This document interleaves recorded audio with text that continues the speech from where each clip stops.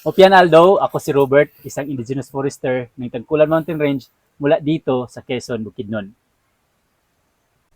Ito ang tinatawag namin na tikasan, isang uri ng kulat o mushroom na tumutubo sa mga pa-decompose na mga kahoy. Tinatawag itong tikasan dahil sa forma nito na may tikas o anklet sa may bandang puno. Kadalasan, tutubo ang mushroom na ito kapag uulan at biglang aaraw.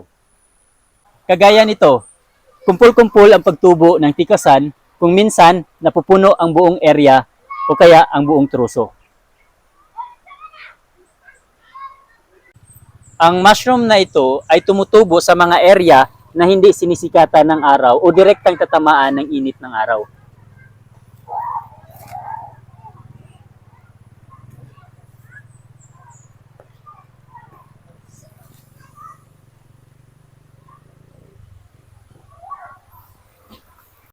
Ang nakasanayan namin na luto dito ay sinabawan na may mga kasamang gulay o kaya binungukan o yung binabalot ng dahon ng saging tsaka iihawin. Naway pagyabungin pa natin ang pagkilala at pagpapahalaga sa mga katutubong kaalaman. Marakol salamat.